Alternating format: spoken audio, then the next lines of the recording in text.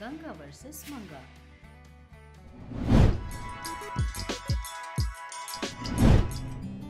एक दिन सूर्यकांतम हॉल में बैठी थी। इतने में उसकी सहेली सरोजा की बेटी मंगा आ जाती है। उसको देखते ही सूर्यकांतम ऐसा कहती है, क्यों, कैसी हो? इतने दिनों के बाद याद आई क्या? मैं ठीक हूँ बड़ी माँ, आप कैसी हो? मैं मस्त हूँ। और बताओ, खबरें क्या है? सच कहूँ तो मुझ पर एक बड़ी मुसीबत आ गई है। उसमें आप मेरी क्या किसी तरह मदद कर सकती है? इसमें इतनी सोचने की क्या बात है? बताओ मुझे। समस्या मेरा बेटा राहुल है अम्मा। बिल्कुल भी मेरी बात नहीं सुनता। हमेशा कोई न कोई शरारत करता रहता है।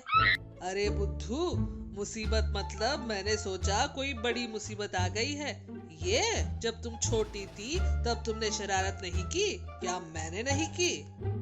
शुरुआत में मैं भी ऐसा ही सोचती थी अम्मा, पर बाद में उसकी शरारतों की कोई सीमा नहीं रह गई। हमारे आसपास के लोगों के घर जाकर उनके पैसे चुरा रहा है। उन पैसों से बाहर का खाना खाना, स्कूल में कुछ न कुछ खरीद कर खाना, लोगों को बेवकूफ बनाकर उनके पास से पैसे लेना, ऐसी चीजें बहुत कर रहा है। मैं पूछ रही हूँ बोलकर पड़ोस के लोगों से पैसे उधार ले रहा है। इस तरह मेरा, उनका और सासू माँ का नाम बताकर ना जाने कितने लोगों के पास से उधार ले रहा होगा। वो लोग हमारी इज्जत करते हैं, इसीलिए उसके मांगते ही उसे पैसे दे रहे थे। उनके दिए हुए पैसों को वापस मांगने पर आपने मुझे कब दिया बोलकर बात बदल देता है।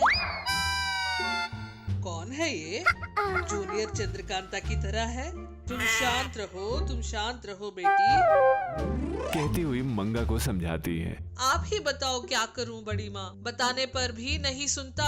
मार के बोलूं तो घर छोड़कर चला जाता है। कई महीनों तक वापस नहीं आता। जिस पर सूर्यकांतम ऐसा कहती है, अरे तुम फिक्र मत करो बेटी, मैं देख लूंगी। चलो उसके पास। तब मंगा सूर्यकांतम को लेकर घर जाती है। वहां पर राहुल आसपास के लोगों के चुराए हुए पैसे को गिन रहा था, जो देखकर मंगा गुस्से में राहुल के पास आकर ऐसा कहती है, सच कहो, कहाँ से आए हैं ये पैसे? हाँ, वो मेरा नहीं है, मेरे दोस्त का है। थोड़े दिन मेरे पास रखने के लिए कहा है। सच कहो, कहाँ से आए हैं ये पैसे? गुस्से में बोलती है। तब राहुल रोने की एक्टिंग करते हुए कहता है, जी, इस घर में मेरा कोई यकीन ही नहीं करता।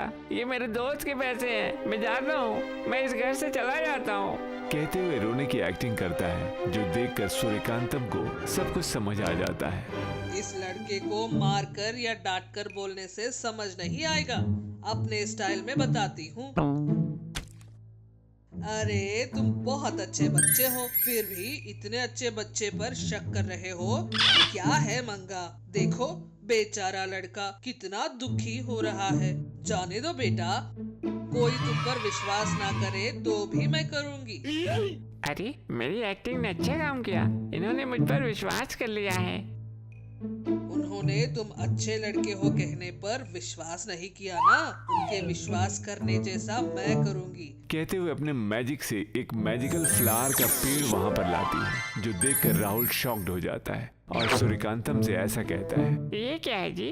तुम्हारी माँ का नाम मंगा है ना, इसलिए मंगम्मा के घर में चमेली का पेड़। मंगा हंस रही थी।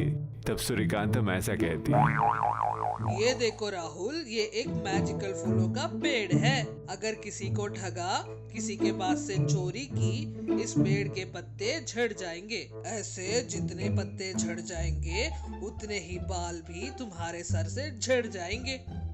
अगर जितने पत्ते हैं सब झड़ जाएंगे, तुम मर जाओगे। अगर तुम अच्छा काम करते हो, पत्ते फिर से वापस आ जाएंगे। इस तरह तुम एक दिन में 10 अच्छे काम करोगे तो वहां पर एक चमेली का फूल आएगा। कहते हुए मंगा को हौसला देती है। सूर्यकांतम वहां से चली जाती है। सूर्यकांतम के जाने के बाद ऐसी चीजें बहुत देखी हैं। गलती करने पर पत्ते झड़ेंगे, मैं नहीं मानता।